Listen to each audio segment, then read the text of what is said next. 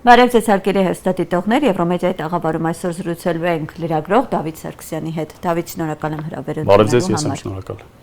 Դավիթ, հետաքրքիր է, որ երբ որ մտածում էի ինչից ենք զրուցելու, հա, այդպես մի քիչ խորացի հասկացա, որ մեր այս սերունդը տեսավ համաճարակ, տեսավ պատերազմ, հիմա էլ եկել բանը հասել է արդեն եկեղեցու դեմ այս գործողությունների, որը 1 տարի առաջ, 2 տարի առաջ, այսպես հնարավոր չէր, հա, պատկերացնել, որ մի օր պետք է հանրությունը, հա, քաղաքական դաշտը, լրագրողները զբաղվեն եկեղեցու պաշտպանությամբ։ Այ էլ իմունիտետ, այսպես ասած, մնաց, այլ պայքարելու կամ այս հա, այս իրադարձություններին հետևելու այս զարգացումներին։ Էլ ինչ կա, որ չենք տեսել, այսպես ասեմ։ Շատ ճիշտ եք նկատում, որ ցավալիորեն 2018-ից ի վեր մի շարք աղետալի, նույնիսկ պատմական մասշտաբի ցավալի իրադարձություններ տեղի ունեցան, որոնք մեր հավաքական իմունիտետը թուլացրին, այնքան, որ շատ առօրեական դարձան կորուստների, ցավերի, մահերի մասին ամենօրյա հաղորդագրությունները։ Եկեք հիշենք, թե ինչ կկատարվեր եկեղեցու դեմ արշավանքի, հերթական հայրենահանձնման, զոհված զինծառայողի, եռաբլուրի մեծացման, Արցախի կորստի եւ նմանատիպ բազմաթիվ այլ թեմաների շուրջ 10 տարի առաջ մեր լրահոսում, ինչպիսի հանրային ընդվզում կլիներ, քաղաքական ընդդիմադիր ուժերի ինչպիսի կոնսոլիդացիա։ Այդքան հետ պետք չի գնալ, քարորյա պատերազմը ինչ մեծ աղմուկ։ Քարորյա պատերազմը հենց 10 տարի առաջ էր, եւ այդ ժամանակ ուզում եմ հիշեցնել, թե այսօր իշխանության մեջ գտնվող անձինք ինչպես էին արտահայտվում մի քանի 100 հեկտար հողի կորստի մասին, ընդ որում բազմիցս բացատրվել է նաեւ, թե ինչու ռազմական ճանապարհով այդ մի քանի 100 հեկտարը հետ չբերվեց։ Ես հրաշալի հիշում եմ, որ 2016 թվականի մայիս ամսին, երբ Նիկոլ Փաշինյանը իր ՔՊ ջոկատով մասնակցում էր ապրիլյան պատերազմին, մայիսին մասնակցում էր ապրիլյան պատերազմին, ընդհանրապես Ճանկաթաղ գյուղում Արտակերտի շրջանի հողաթումբ էին սարքում կամ խրամատ էին փորում, եկավ Երևան եւ իր կնոջը տված հարցազրույցում պնդեց, թե ադրբեջանական մեկ քաղաք պետք է ընկնի։ Այդ վերնագրով լուսապատճենը առ այսօր արկա է հայկական ժամանակի armtimes.com կայքում։ Ադրբեջանական մեկ քաղաք պետք է ընկնի, ընդ որում նույնիսկ թվարկում էր, ասենք Միրբաշիր, Գանձակ եւ այլն։ Այս Նիկոլ Փաշինյանը, որը 10 տարի առաջ պնդում էր, թե Ադրբեջանին սանձահարելու եւ զսպելու համար մեկ ադրբեջանական քաղաք պետք է ընկնի, այսօր հերթով համաձայնում է հայկական բոլոր քաղաքների չբարկացնելու համար Ադրբեջանին։ Եվ այն կեղծ հայդատականությունը կամ ոչ մի տիզականությունը, որ ժամանակին նա խաղում էր, ընդհուպ մինչև 2020 թվականի սեպտեմբերը փոխարինվեց ամեն ինչ զիջելու պատրաստակամությամբ։ Իսկ ձեր նախնական հարցադրման մեջ արկա պնդումը, այո, ցավալիորեն ճիշտ է, վարչախումբը զբաղված է ծխաշղարշներ ստեղծելով եւ մեր հանրային դիմադրողականությունը, իմունիտետը շարունակաբար քայքայելու գործելակերպով, երբ մարդիկ հոգեմաշ են լինում ամենօրյա կորուստների, զոհերի մասին հաղորդագրություններից եւ այլևս ուժ չի մնում պայքարելու։ Մարդկանց մեծ մասն ասում է, որ կյանքը տրվում է մեկ անգամ եւ այն պետք է վայելել։ Ի հեճուկս այն բոլոր կորուստների եւ դրանց մասին ամենօրյա հաղորդագրությունների, որոնք տեղում են մեր կյանքում, որտեղ դա նորմալ է, որ բացի այդ առօրյա հոգսերից ուզում ես նաեւ, այսինքն դա նորմալ է, չես կարող անդադ միայն վատ նորություններ ընդունել, ու ինքդ որպես անձ փորձում ես մի փոքր շեղվել, այլ հանրային ուշադրությունը կարևոր թեմաների վրա բևեռելու եւ առաջնային երկրորդականից տարբերելու գործառույթը նախ եւ առաջ էլիտաներինն է, ընտրանիներինն է։ Ամբողջ հասարակությունը չի կարող բավականաչափ գիտակցություն, իրավագիտակցություն, քաղաքացիական գիտակցություն ունենալ, որ կարողանա առաջնային երկրորդականից տարբերել եւ կամ հասկանալ, թե որտեղ են իրեն մոլորեցնում, որտեղ ոչ։ Ցավալիորեն հայաստանյան բոլոր էլիտաները հոգեվորից իդեպ սկսած մինչև քաղաքական, նաև մտավորական, մշակութային, բոլոր էլիտաները առանց բացառության ձախողել են իրենց այս գործառույթը։ Եվ այսօր վերջին բաստիոնը այո եկեղեցին է մնացել, այն էլ վեհապար հայրապետի եւ որոշ բարձրաստիճան եկեղեցականների գլխավորությամբ բացառապես։ Մենք տեսնում ենք, թե ինչպես է վարչախումբը եւ իր պարագլուխը շարունակաբար փորձում բաստուրմայի սկզբունքով կտրատել, ջլատել, մասնատել եկեղեցուց որոշ հոգևորականների, որոշ առանձին վանական համալիրներ, ինչպես ասենք Հովան Նավանքը կամ Թալինի եկեղեցին, հետեւաբար ամբողջականության մասին որևէ էլիտայի ցավալիորեն խոսել չենք կարող։ Եվ իշխանապողությունից եւ այս վարչախմբի տապալումից եւ օրենքի ու արդարադատության արչեւ նրանց պատասխան տալուց հետո գալու է մեծ մաքրման ժամանակը, երբ հայաստանյան էլիտաները պետք է իրենց մեջ բավականաչափ համարձակություն գտնեն նախ վերհանելու այն սխալները, որոնք տասնամյակներ շարունակ մեզ բերին հանգեցրին այս աղետալի օրվան, ապա եւ մեր նոր սերունդներին նախապատրաստելու, գոտիները ձգած ապրելու, ազգային արժեհամակարգի հիման վրա մեր կյանքի ու կենսափիլիսոփայության փոփոխությանը մենք այլևս նույն ընթացքով չեն կարող շարունակել։ Ու խնդիրը այստեղ մեկ անձի փոփոխությունը չէ, որովհետև քաղաքական դաշտում վերջին տարիներին ու տասնամյակներին Փաշինյանի իշխանավարումից էլ դեռ առաջ բուծվել է այն տեսակը, որ այսօր առատորեն վխտում է իշխանության մեջ։ Եվ այստեղ անձի ազգանվան մասին չէ խոսքը, այսինքն Նիկոլ Փաշինյանին չի կարելի փոխարինել մեկ այլ Նիկոլ Փաշինյանով։ Քաղաքական համակարգը պետք է փոխակերպվի, որ այսպիսի մարդիկ նույնիսկ չհավակնեն ընդդիմության դերում լինելու, ել չասած կան իշխանության։ Դավիթ, այսօր օրինակ Նիկոլ Փաշինյանին, հա, նրա իշխանությանին չեն ասում, որ շատ հաճախ նա այս քայլերով, հա, այսպես ջրի երես է հանում, թե հանրության, թե եկեղեցու, հա, ներսում եղած այն ախտը, օրինակ կարող է չպատկերացնենք, չէ, որ եկեղեցու ներսում կան 10 եպիսկոպոսներ, ովքեր կարող են հակառակ ճամբարն անցել, հա, եկեղեցուն դեմ դուրս գալ, կամ հենց հանրության շրջանում։ Մշտապես իհարկե եղել են, բայց աղմուկ այսքան բարձր չի եղել այդ զանգվածի, ինչ այս շրջանում։ Այս վարչախմբի գործելակերպի բնորոշ գծերից մեկը այն է, որ իրենք մեզ համար կենսական նշանակություն ունեցող բոլոր ինստիտուտները, գաղափարները, արժեքները, հասկացությունները վարկաբեկում եւ ոտնահարում են հենց այդ գաղափարների ու հասկացությունների կրող մարդկանց միջոցով։ Այսինքն, հնարավոր չէ օրինակ մայրաթորի վրա խառնամբոխի գրող կազմակերպել։ Ուրեմն պետք է դիմել, այո, հենց տիրադավ եպիսկոպոսների միջոցով եկեղեցին պառակտելու, քայքայելու, տրոհելու քայլին եւ կամ Արցախի անկումը պետք է բացատրել Արցախյան ծագում ունեցող գեներալների, ասենք Էդվարդ Ասրյանի, Կարեն Շաքարյանի եւ մնացած այլ տիրադավ գեներալների, այս դեպքում թույլ տվեք այդ բառը օգտագործել, գործողություններով։ Էդվարդ Ասրյանը, որը գլխավոր շտաբի պետն է, Արցախցի է, Ազող գյուղում է ծնվել Մարտունու շրջանի, բայց մեկ անգամ չլսեցինք, որ նա իր հայրենիքի կորստի մասին որևէ արտահայտություն աներ, ճիշտ հակառակը, եթե հիշում եք, Ջերմուկյան պատերազմից հետո, երբ Փաշինյանը սկսեց պնդել, թե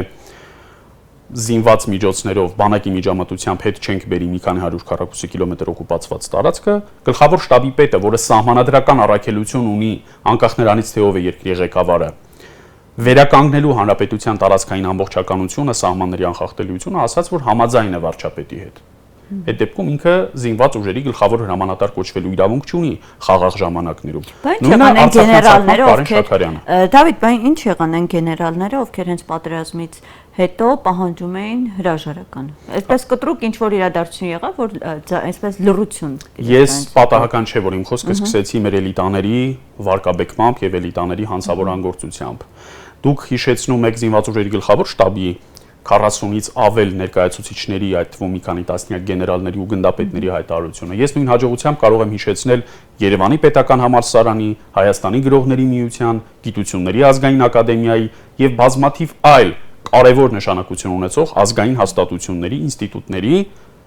պատերազմից հետո Փաշինյանի հրաժարականի կոչերը, հայտարարությունները։ Նրանցից որևէ մեկը այսօր իր հայտարարության տերը չէ։ Միայն մայրաթորն է իդեպ, որ այդ հայտարարության տերն է։ Դրա համար է նկատմամբ ճնշումները այսպես։ Եվ երբ վեհապար Հայրապետին դեռևս 2 տարի առաջ հարցրին, թե ուժի մեջ է արդյոք վարչապետին ուղղված իր հրաժարականի կոչը, ասաց, որ դա ոչ թե կոչ էր, այլ իր հայրական հորդորն էր, հայրական հորդորը։ Եվ այն անժամկետ ուժի մեջ է բնականաբար, եթե մեկ անգամ ասվել է, ապա այն շարունակում է մնալ ուժի մեջ։ Իսկ այո, ես երկրորդում եմ ձեր հարցը, ուր են այն գեներալները, հատկապես Արցախյան ցակմամբ, Արցախյան բոլոր պատերազմների մասնակցած, որոնք տեսնում էին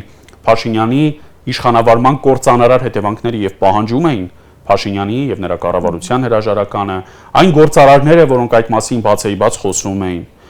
այն ստեղծագործողները, մտավորականները, արվեստագետները, որոնք կամ իրենց միություններով, կամ բուհերով, կամ գիտահետազոտական հիմնարկներով առանձնաբար կամ համատեղ պահանջում էին Փաշինյանի հրաժարականը։ Այսօր ընդունված է, չէ, ասում են սրա դեմ նրա դեմ Նիկոլ Փաշինյանը կոմպրոմատներ ունի, ճնշումների ենթարկում, ու սա որպես այսպես արդարացում են դիտարկում։ Ասում են, բա ինչ աներ մարդը։ Մենք հակառակ օրինակներն էլ ունենք, չէ՞, մենք ունենք օրինակ 4 սրբազանների, որոնք նախ բավականաչափ ամբից կենսագրություն ունեն եւ որևէ կոմպրոմատ նրանց դեմ ուղղակի հնարավոր չէ բանեցնել։ ասենք Միքայել Սրբազանի պես ամբից կենսագրություն ունեցող մարդու դեմ ինչ կոմպրոմատ բանեցնես։ Չկա աշխարհում այդպիսի երկիր, որտեղ arczepiskoposը կալանավորվում է խոսք ասելու համար ընդամենը, խոսք ասելու։ Եվ եթե ուշադրություն դարձնեք, կալանավորված են հենց այն 4 սրբազանները, որոնք Մայրաթորի ներքին կառուցվածքի մեջ, եկեղեցու նվիրապետության մեջ ունեն շատ կարևոր նշանակություն։ Առանց նրան չեզոքացնելու հավանաբար այսպես չէին կարողանա այս ծրագիրը միանշանակ։ Ուզում եմ նաև հիշեցնել, որ 10 տիրադավների հայտարարությանը օրեր անց հաջորդեց 27 եպիսկոպոսների եւ arczepiskoposների համատեղ հայտարարություն ի պաշտպանություն Մայրաթորի եւ Վեհափար Հայրապետի եւ այդ շարքում էին բնականաբար Շիրակի եւ Տավուշի թեմի արդեն նախկին առաջնորդ Բագրատ Սրբազանները, որոնք երկուսն էլ անառարկելի հեղինակություն են եւ իրենց թեմերում, եւ Հայաստանի Հանրապետությունում, եւ նույնիսկ համայն հայության շրջանում։ Առավել քիչ հայտնի, բայց հիմա արդեն բավական հայտնի դարձած Արագածոտնի թեմի առաջնորդ Մկրտիչ Սրբազանը, որին անձամբ ճանաչելու բախտ ես ցավոք չեմ ունեցել, բայց ինքս ինձ խոստացել եմ, որ նրա ազատ արձակումից հետո անպայման նրա հետ անձամբ ծանոթանալու եմ։ Եվ իհարկե Մայրաթորի դիվանապետ Արշակ Սրբազանը, որը թեմերի միջև անխափան հաղորդակցությունն էր ապահովում։ Եվ ահա այս անձանց մեկուսացնելուց, նրանց ազատազրկելուց, նրանց հայրենիքի կալանավոր դարձնելուց հետո եւ դրա գնով է ահա, որ Փաշինյանը պիտի ասպարեզ բերեր այդ 10 տիրադավ եպիսկոպոսներին։ Թող քնելուց առաջ կամ աղոթքի պահին իրենք իրենց հետ մենակ մնալիս ամաչեն իրենց այդ բարոյազուրկ կերպարի համար։ Դավիթ, բայց ակնհայտ է, չէ՞, որ այդպես ծրագրում կար ավելի արագ, հա, այս իրենց կաթողիկոսի ինչպես իրենք են ասում, հանգստի կոչելու ծրագիրը, այսպես իրենք իրենց մտքում ունեին ավելի արագ կյանքի կոչել, բայց ինչպես տեսնում ենք, ձախողեցին ու հավանաբար իրանք էլ, իրանց համար էլ էր սա հիասթափություն որպես այդպեսին։ Ես ուզում եմ հիշեցնել այն մի քանի խորհրդանշական, հայտարարված, բայց այդպես էլ կյանքի չկոչված քայլերը, որոնք Փաշինյանը հռչակեց իր հակաեկեղեցական արշավի սկզբում, եւ դրանցից որևէ մեկը առ այս պահը չի իրականացրել եւ պիտի ամեն ինչ անենք, որ չիրականացնի։ Առաջինը Վեհափարի իբր կանոնական ուխտը խախտելու, ուխտագիրը խախտելու մասին հայտարարությունն էր, նրան ավազանի անունով դիմելը։ Հիմա հիբրիդային պատերազմ է ասում։ Հեսա դրան էլ կհասնենք։ Եվ պահանջելը, որ Վեհափարը ինքնակամ հանգստի կոչվի։ Վեհափարը անսասան գտնվեց եւ եպիսկոպոսած դասի ու քահանայից դասի բացարձակ մեծամասնությունը աջակցեց Վեհափար Հայրապետին։ Ապա Փաշինյանը իդեպ վաղարշապատի թիմ ընտրությունների նախորդին խոստացավ, թե իբր սեպտեմբեր կամ հոկտեմբեր ամսին մեծ հավաք են անելու եւ այդ ժողովրդով ներխուժելու են Մայրաթոր, վստահաբար այնտեղ պիտի նաեւ սադրանքներ հրահարվեին, ընդհանուր Վեհափար Հայրապետի կյանքին կարող էր ֆիզիկական վտանգ սպառնալ։ Դա եւս չարվեց, որովհետեւ բավականաչափ մարդ չհավաքագրվեց։ Հետո գտան մի օգտագործված գործիքի, արդեն կարգալույց Ստեփան Ասատրյանին, որը նախկինում Տերարամ էր կոչվում, եւ նրա միջամտությամբ, նրա ակտիվ աջակցությամբ օկուպացրին։ Հիմա մոռացել են նրա մասին։ Օգտագործվել եւ մի կողմ է շպրտվել, հենց դրա համար ասացի։ 4-րդ դարի վաղ քրիստոնեական մեր կարևորագույն վանական համալիրներից մեկը Հովհաննավանքը, նավաղուց կարգալույց է եւ որևէ խորհուրդ չի կարող կատարել, բայց ցավոք սրտի դերևս գտնվում են մոլորյալներ, որ նրանից պսակ, մկրտություն կամ եկեղեցական այլ խորհուրդներ են ակնկալում։ Բայց շատ տեղեկել չեն լինում։ Որպես կանոն, ընդդիմությունը հաջողում է տեղեկացնել այդ մարդկանց, որ Ստեփան Ասատրյանը որևէ եկեղեցական կարգ մատուցելու իրավունք չունի եւ մի քանի այդպիսի արձանագրված, տեսախցիկով արձանագրված դրվագներ կան։ Իրենք հրաժարվել են, որ եւ տեսանք, որ տարբեր վանական համալիրներ ԿՊԱ-ական խառնամբոխով գրոհելու մարտավարությունը եւս չաշխատեց։ Իրենք դա Հովհաննավանքից հետո փորձեցին նաեւ մի քանի այլ վանական համալիրներում՝ Թալինում, Խաչիկում, Արարատում, վերջին անգամ Սուրբ Սարգսում, եւս մեկ անգամ այն դրանից առաջ Սուրբ Սարգիս գնացել, բայց մեր ժողովրդի բացարձակ մեծամասնությունը եւ նույնիսկ ԿՊԱ-ական աշխուժակները, ասենք падգամավորները կամ նախարարները, կառավարության անդամների մեծամասնությունը սրա տակ չի ստորագրվում։ Մարդիկ չեն ուզում մտնել Աստծո եւ նրա ստեղծած եկեղեցու դեմ պայքարի։ Դրանցից մի քանիսին ես էլ եմ որպես այդպես լրագրողներ կա եղել։ Նրանցից շատերը հենց ԿՊ-ից գալիս են, այդպես դրսում կանգնում են, անգամ չէին էլ ցանկանում ներս մտնել, այսինքն որպես այդպեսի իրենց դեմքը որ արձանագրվի, որ իրենք են դրան մասնակից, այսինքն գալիս են դրսում են սպասում։ Բայց անունը դնում են իբր ուզում են բարեփոխել եկեղեցին։ Այսինքն մարդիկ, որոնք գալիս են Սուրբ Գրիգոր Լուսավորիչ եկեղեցու բակում, հավաքվում եւ ծխում են։ Դրանից հետո ուղտերի երթով այդ բարի ուղագրությունը այդպես էլ չսովորեցին։ Քայլում են 1-2 փողոցով հասնում են Սուրբ Աննա եկեղեցու բակ ու շարունակում են ծխել։ Չմտնելով ոչ Սուրբ Գրիգոր Լուսավորիչ եկեղեցի, ոչ Սուրբ Աննա, ոչ Սուրբ Կաթողիկ է։ Դրա ուղտը ո՞րն է, ով կբացատրի կամ այդ ինչ առողջացման շարժում է։ Յուրաքանչյուր մեկը, որը մտահոգված է հայ առաքելական եկեղեցու ներքին կյանքով եւ ենթադրենք բարենորոգման առողջ մղում ունի, պետք է նախ եւ առաջ եկեղեցու զավակ լինի։ Ես չեմ կարող որևէ կրոնական կազմակերպության, ասենք կյանքի խոսքի կամ Եհովայի վկաների բարենորոգման մասին խոսել, որովհետև ես չեմ հարում այդ հարանվանություններին։ Ես հայ առաքելական եկեղեցու զավակ եմ, մկրտված եմ առաքելական եկեղեցում, ինձ համարում եմ մեր միլիոնավոր հավատավոր զավակներից ընդամենը մեկը, խոնարհ մեկը, որը իր կարծիքը կարող է ունենալ եկեղեցում տեղի ունեցող զանազան զարգացումների կամ անձանց շուրջ, բայց ես եկեղեցին եւ Աստծո օծյալ հայրապետին իրավունք չունեմ նույնիսկ քննարկելու եւ քրիստոնեության հիմքն ու մեխը հենց դա է։ Եպիսկոպոսները, որոնք ձեռնադրվում եւ օծվում են որպես եպիսկոպոս, իրենց ուխտագրում ուխտ են կամ հանձնառություն են ստանձնում հավատարմորեն հետևել Գրիգոր Լուսավորչի գահի ժառանգորդին, որը այս դեպքում Գարեգին II ամենայն հայոց կաթողիկոսն է, եւ Աստծո շնորհները լիուլի նրանց բաշխվում են հենց վեհապար հայրապետի կողմից, բայց այդ ինչպես է ստացվում, որ այս անձինք երբ ձեռնադրվում ու օծվում են եպիսկոպոս կամ քահանա Տեր Արամ Քոչեցյալի դեպքում, այո, ընդունում են այն նյուրոնը, որը քսվում է իրենց ճակատին, այն դրոշմը, որը արվում է, այն ձեռնադրության խորհուրդը, որը արվում է, բայց կարգալույց հայտարարվելիս իրենք չեն ընդունում այդ որոշումը։ Ասում են կաթողիկոսն է կարգալույց ու չի կարող մեզ կարգալույց անել։ Դա հիմարության եւ տխմարաբանության գագաթնակետն է, ինչպես մի շարք այլ արտահայտություններ, որ հնչեցին Սուրբ Աննայի բակում, երբ այս վարչախմբի պարագլուխը հերձվածողական, աղանդավորական բառապաշարով ասում է, թե իբր մեր Տեր եւ Փրկիչ Հիսուս Քրիստոսը մեկուսացած է եւ նրան պետք է ազատենք մեկուսացումից։ Ավելի մեծ տխմարաբանություն քրիստոնյա մարդու արժեհամակարգի նրա դավանաբանական զգացմունքները ոտնահարող ավելի մեծ խաթարում դժվար է պատկերացնել։ Գիտեք, ես հենց այս խոսքի վրա հիշեցի, որ Նիկոլ Փաշինյանը շատ հաճախ է սիրում իրեն իշխանությունը այդպես համատել Քրիստոսի հետ, Քրիստոսի չարչարանքների հետ։ Սա որտեղից է գալիս, այս մողումը։ Դա գալիս է հավանաբար խոր հոգեբանական բարդույթներից։ Ես միգուցե դա հոգեկան հիվանդություն չի անվանի, բայց մարդը պետք է խորապես հոգեպես անհավասարակշիռ լինի եւ իրականության զգացողությունը ամբողջապես կորցրած, որ նման պնդումներ ու դատողություններ անի։ Իդեպ առաջին անգամ Փաշինյանը իրեն Փրկչի հետ համեմատել է դեռևս 2019 թվականի աշնանը Միլանի հայկական եկեղեցում, ասելով հետեւյալը, ինչպես մեր Տեր Քրիստոսն էր բարություն քարոզում, ես էլ բարություն ու սեր եմ քարոզում։ Այդ ամբողջ ընթացքում նա շարունակում էր ատելություն եւ թշնամանք քարոզել։ Եվ երբ հետևում ենք նրա այսպես կոչված սաղմոսների ընթերցանությանը, դա մեկին մեկ կրկնում է բողոքական, ավետարանական եկեղեցիների, հովիվների, պատվելիների եւ վերապատվելիների գործելակերպը։ Եվ ստում է Փաշինյանը, երբ ասում է, թե ինքը հայ-առաքելական եկեղեցու զավակ է, որովհետեւ մեր եկեղեցու նվիրապետության կամ սրբազան ավանդության մեջ ընդունված չէ նման գործելակերպ, երբ կամայական մեկը սաղմոս է կարդում։ Մեր եկեղեցու կարևորագույն խորհուրդը, որով ընդհանրական եկեղեցու գլուխ Հիսուս Քրիստոսը շարունակում է իր իշխանությունը երկրի վրա եւ երկնքում, սուրբ եւ անմահ պատարագն է, եւ քանի դեռ մարդը պատարագի չի մասնակցում, հաղորդություն չի ստանում եւ իդեպ չխոչընդոտելով պատարագի կանոնական ընթացքին, չխմբագրելով տեքստը, չզեղչելով վեհապար հայրապետի անունը, նա չի կարող առաքելական եկեղեցու լիիրավ զավակ կոչվել, բայց սա նույնիսկ հաղորդությանը վերաբերվում է որպես ուտելիքի, երբ ծամում է իր բերանի մեջ դրված Քրիստոսի մարմինը եւ արյունը, այն է գինու մեջ թաթախված նշխարը։ Կադրեր կան, թե ինչպես է նա հովհաննավանքում իր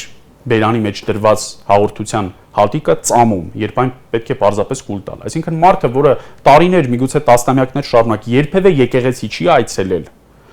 որևէ խորհրդի չի հետևել, ընդհանրապես չի հետաքրքրվել եկեղեցական կյանքով, եւ շատ մեծ հարց է, նոր կտակարանը առնվազն կարդացել է թե ոչ, հայրաբանական գրականություն կարդացել է թե ոչ։ Այդքան մեջբերումներ ինչ որտեղից է։ Սաղմոսներ, մի քանի սաղմոս է անգիրարել, ես կրկնում եմ, բողոքական ավետարանական եկեղեցիներում եւս սաղմոսներ են կարդում, իսկ բողոքական եկեղեցու առանձնահատկությունն այն է, որ նրանք չեն ընդունում քահանայի ինստիտուտը։ Իրենք ասում են, որ յուրաքանչյուր մեկը Աստծո հետ կարող է ուղղակիորեն առնչվել, եւ դրա համար իրենց միջնորդ պետք չէ։ Բառացիորեն նույն բանը ԿՊԱ-ական տասնյակ падգամավորներ Հասմիկ Հակոբյան, Վիլեն Գաբրիելյան, Երևանի փոխքաղաքապետ Արմեն Փամբուխչյան եւ այլք իրենց կարճ տեսահոլովակներում, ռիլերում ասում էին, պնդում էին, թե իրենց քահանա պետք չէ եւ իրենց հաղորդակցությունը Աստծո հետ ուղիղ է։ Սա մեր եկեղեցու սրբազան ավանդությանը դեմ է։ Մեր եկեղեցին սովորեցնում է, որ բացառապես Աստծո սպասավորների միջոցով կարող ես ապաշխարություն հայցել, ներում խնդրել եւ թողություն ստանալ։ Դավիթ, այսօր շատ են ասում, թեկուզ նույն ուխտերթի ժամանակ տեսնում ենք, որ քաղաքացիական հագուստով անձինք կամ տարբեր նախարարություններից, կառույցներից անձինք, բայց ի վերջո անձին չես կարող, չէ՞, այդ նրա հավատը, հա, այդ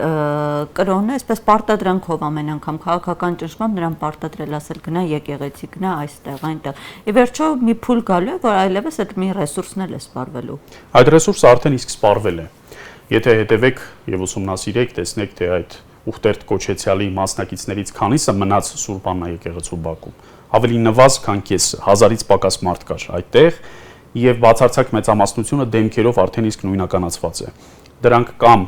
պետական համակարգի ընդ որում մարզերից բերված միջին եւ ցածր օղակների ներկայացուցիչներ են, որոնց մեղադրել պետք չէ, այդ մարդկանց մի մասը ցավոք իր կամքին հակառակ է այդտեղ հայտնվել աշխատանքից ազատվելու սպառնալիքի եւ ճնշումների տակ, եւ այդ մարդիկ իրենք փրկողակի կարիք ունեն։ Գրագրություններ են հրապարակվել, սկրինշոթեր, լուսապատճեններ կան, նաեւ այո ձայնագրություններ, թե ինչպես են տարբեր տեղական իշխանիկներ, բդեշխներ ստիպում դպրոցների, մանկապարտեզների, աշխատակիցներին, սոցիալական ծառայությունների կամ պետական համակարգի այլ տարածքային ստորաբաժանումների աշխատակիցներին ընտանիքներով ներկա լինել եւ իրենք էլ հաշվառում են իրականացնելու։ Այս մարդիկ, այսինքն պետական համակարգի միջին եւ ցածր օղակների ներկայացուցիչները պատանդառության մեջ են, այդ մարդկանց պետք է ազատել պատանդառությունից եւ իրականացնել իրենց սահմանադրական իրավունքները եւ նրանց ազատություն շնորհել։ Ապագա իշխանությունը պետք է այդպեսին լինի, այսինքն երաշխավորի, որ որևէ մեկը, որևէ պարտադրանքի ներքո, որևէ հավաքի մասնակցելու նույնիսկ տեսական սպառնալիքի չպետք է ենթարկվի։ Հիշենք, թե մեր բանտերում այսօր քանի քաղբանտարկյալ կա շինցու քրեական գործերով ու նախկին տարիներին էլ քանի հոգի է եղել, որոնց մեղսագրվել է քրեական օրենսգրքի 236-րդ մտածածին հոդվածը, այն է նյութապես շահագրգռել այս կամ այն անձին մասնակցել կամ չմասնակցել հավաքի։ Իդեպ Արագածոտնի թեմի առաջնորդ Մկրտիչ Սրբազանին եւս այդ հանցադրվագն է մեղսագրվել, որի որևէ ապացույց չկա։ Եվ Ստեփան Ասատրյանը, կարգալույց նախկին տերարամը, որը քայլում էր այդ ուխտերտ կոչեցյալի շարքերում, անպատվություն ունի այնքան, որ իր թեմակալ առաջնորդի մասին խոսում է այնպես, ասես մի հանցագործի մասին խոսելիս լինի։ Նույն բանը անում էր Հանրային հեռուստաընկերությանը տված իր հարցազրույցում։ Ինձ համար հատկապես զարմանալի էր հենց Վրդանես Սրբազանի հայտնվել այս շարքում։ Վրդանես Սրբազանի արածը երկիցս դավաճանությունը։ Եթե մյուսները պարզապես դավել են իրենց տիրոջը, Վեհապար Հայրապետի, ու նաև դավաճանել են Աստծուն, քանի որ Աստծու օծյալից իրենց ստացած շնորհներն են դրել կասկածի տակ, ապա Վրդանես Սրբազանը դավաճանել է նաև իր հոտին, Արցախի թեմին եւ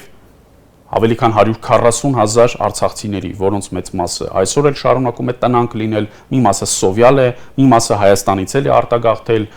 Օրեր առաջ հրապարակվեցին թվեր, ըստ որի ավելի քան 25,000 արցախցի մեկընդմիշտ լքել է Հայաստանի Հանրապետությունը։ Այսինքն վարչախումբը ամեն ինչ անում է, որ արցախցիների համար այստեղ անտանելի պայմաններ ստեղծվեն այնպիսի պայմաններ, ինչպիսիք կլինեին, եթե իրենք շարունակեին մնալ ադրբեջանական վերահսկողության ներքո Արցախում։ Այդպիսի պայմաններ։ Երբ իրենց ազգային, կրոնական իրավունքները, իրենց սրբությունները հարգելու իրավունքը ամեն պահի ոտնահարվում է։ Երբ իրենց սկսում են համոզել, թե իբր այն հողը, որի վրա իրենք ծնվել մեծացել են, ոչ միայն հայկական չէ, այլև երբևէ հայկական չի եղել 91 թվականից ի վեր։ Եվ Վրդանես Սրբազանը լավ իմանա, որ սեղմում է այն մեկի ձեռքը, որ այս բոլոր պնդումների հեղինակն է, մեղավորն է եւ պատասխանատուն է, եւ պիտի պատասխան տա երկրում Հայաստանի Հանրապետությունում իր կյանքի օրոք 100,000-ավոր արցախցիների եւ համայն հայության արչեւ, բայց նաեւ Աստծո թագավորություն գնալուց առաջ պիտի պատասխան տա Տիրոջը բարձրյալին, թե ինչու էր դավում նրան։ Գուցե ինչ-որ բարձաբանում կհնչի նրա կողմից։ Դե ինչպես տեսնում եք, բոլոր 10 տիրադավները հիմա առաջին իսկ հնարավորության դեպքում փորձում են փախնել, միանգամից ինչ-որ թաքստոց են որոնում, երբ իմ եւ ձեր գործընկերները մոտենում են նրանց եւ փորձում են շատ անմեղ նույնիսկ հարցեր ուղղել, իրենք շատ լավ հասկանում են, որ իրենք սրբապիղծ են եւ տիրադավ, իրենք հո գիտեն, այդ 10-ից 10-ն էլ աստվածաբանական կրթություն ունեն։ Մեծ մասը իդեպ արտերկրում սովորած։ Իրենք հրաշալի հասկանում են, որ իրենք հակականոնական ընթացքի մեջ են։ Բայց իրենք վիրավորվում են, ասում են, ինչի մեր Տեր մենք Աստծուն ենք դավաճանել, մեր Տերը Աստված է, որ մեզ տիրադավ են։ Այո, իրենք հենց Աստծուն են դավաճանել։ Ես գիտեմ, որ դա Վազգեն Միրզախանյանի խոսքն է։ Վազգեն Միրզախանյանին ցավալիորեն նա կամ կեղծում է եւ կամ խորապես անգրագետ է աստվածաբանության հարցերում։ Վազգեն Միրզախանյանը պետք է լավ իմանա, որ 132-րդ վեհափար հայրապետը, ինչպես եւ մնացած բոլոր 131 վեհափար հայրապետերը, Աստծո օծյալն են։ Եվ ըստ մեր եկեղեցու սրբազան ավանդության, վեհափար հայրապետի ձեռնադրության եւ օծման արարողության ընթացքում այդ արարողությանը մասնակցում է նաեւ Սուրբ Հոգին, այսինքն Սուրբ Երրորդության 3 ներկայացուցիչներից մեկը, եւ Աստծո շնորհները մարդը չի կարող խլել։ Եթե Աստծո օծյալի դեմ մարդը գնում է, դա նշանակում է, որ ինքը Աստծո դեմ է դուրս եկել։ Եվ Վազգեն Միրզախանյանը եւ մնացած 9 լավ իմանան, որ իրենք ոչ միայն վեհափար հայրապետի, այլև Աստծո դեմ են դուրս եկել։ Դավիթ, իսկ վեհափարի շատ հաճախ ներողամտությունը, դիտարկվում է որպես ցուլություն, դա օրինակ հենց հանրությունն էլ ասում է, որ կտրուկ ավելի քայլեր են պահանջում, ընդհանուր միջև, իրենց զրկել իրենց լիազորություններից էս տիրադավ եպիսկոպոսներին։ Ուզում եմ հիշեցնել, որ Մայրաթորը խոսել է այդ մասին քանիցս, հատկապես Գերագույն հոգևոր խորհրդի 3 անդամների փոփոխությունից հետո, երբ նրանք հակընդդեմ հայտարարություն արին, Մայրաթորը նշեց, որ դեռևս չի դիմում այլ միջոցների, բայց տիրապետում է նաև այդ գործիքակազմին։ Առնվազն նրանց պաշտոնավարման կասեցում, իսկ միգուցե նաև կարգալուծություն այդ եպիսկոպոսների։ Բայց պետք է հասկանալ, որ իրավիճակի լարումը, սրումը այն է, ինչ Փաշինյանն է ուզում։ Եվ Մայրաթորը դեռևս գնում է հնարավորինս անցնցում եւ նվազ կորստաբեր ճանապարհով։ Այս ճանապարհով Աստծո համբերությունը հավերժ է եւ մենք էլ որպես քրիստոնյաներ պետք է ըմբռնումով մոտենանք այս իրավիճակին։ Կրկնում եմ, վարչախմբի եւ վարչախմբի պարագլխի նպատակը իրավիճակը վերահսկողությունից դուրս դնելն է, երբ ինչ որ խառնամբող կփորձի ներխուժել վեհարան կամ մայր տաճար, ինչպես իդեպ եղավ անցած տարվա դեկտեմբերի 18-ին, բայց որը կասեցվեց քրիստոնյա մեծամասնության, այնտեղ հավաքված առաքելական եկեղեցու մի քանի հազար հավատավոր զավակների ընդհանուր ֆիզիկական ուժով, եթե դա չլիներ, տիրադավների կողմնակիցները ներխուժելու էին մայր տաճար, որտեղ այդ պահին վեհափար հայրապետը քարոզով էր հանդես գալիս։ Քրիստոնեության ուժը հենց համբերության մեջ է եւ ոչ թե ագրեսիայի, եւ ոչ թե թշնամանքի, եւ ոչ թե ատելության, եւ հիացնում է Մայրաթորի նրբանկատությունը, հետևողականությունը եւ հաստատականությունը չտրվելու այդ։ Բայց դա շատ հաճախ հենց չի կարող եկեղեցու դեմ աշխատել, այսինքն ի վնաս եկեղեցու։ Եկեղեցին, քանի որ գերպահպանողական կառույց է եւ մեզնից յուրաքանչյուրն էլ իր պատկերացումն ունի, թե ինչպես է պետք հանգուցալուծել այս իրավիճակը։ Ես կարծում եմ, այս դեպքում պետք է վստահել եկեղեցու բարձրագույն խավին, մեր եպիսկոպոսած դասի մեծամասնությանը, որը հավատարիմ է մնացել իր ուխտին, եւ եթե չլինեին այն արհեստական խոչընդոտները, որ առաջացնում է վարչախումբը այլ պետությունների թեմակալ առաջնորդների Հայաստան ժամանելու հետ կապված, ընդհանուր կալանավորումներով են նրանց սպառնում հենց սահմանին, ասենք Զվարթնոց օդանավակայանի մաքսակետում, ապա ես համոզված եմ, որ մեր հոգեվորականությունը կհավաքվեր հենց այստեղ։ Բայց ի տարբերություն կամ ի հակադրություն դրա կուզեի շատ ավելի բարձր լսել Մեծի տան Կիլիկիո կաթողիկոս Արամ Արաչինի զորակցության խոսքը, բայց այդ հայտարարությունների երկրորդ մասում էլ խոսում է եկեղեցու նորոգման եւ 2026-ը նորոգման տարի հռչակելու մասին եւ ցավալիորեն այդ բառերը համընկնում են Փաշինյանի բառերին։ Ուզում եմ հիշեցնել, որ Արամ Արաչինը 21 թվականին Փաշինյանի վերարտադրությունից հետո նրան շնորհավորեց եւ բարի պաշտոնավարում մաղթեց, ի տարբերություն վեհափար հայրապետի, որն արդեն իսկ որպես ամենայն հայոց կաթողիկոս պահանջել էր Փաշինյանի հրաժարականը, եւ այն ցավերն ու զրկանքները, որ կրում են մեր եկեղեցին, կրում են նախևառաջ Հայաստանի տարածքում, ոչ թե Սփյուռքի, բայց մեր բոլոր մյուս 3 նվիրապետական աթոռները, Անտիլիասը, Պոլիսը եւ Երուսաղեմը, ինչպես նաեւ տասնյակ թեմերը սփռված աշխարհով մեկ, ինչպես էջմիածնական, այնպես էլ անտիլիասական, լավ իմանան, որ եթե ընկնի Մայրաթորը, ապա հայոց եկեղեցին դադարելու է գոյություն ունենալուց։ Չի կարող մայր աթոռի եւ հայոց եկեղեցու գլխատման հետևանքը լինել այն, որ այս մարդկանց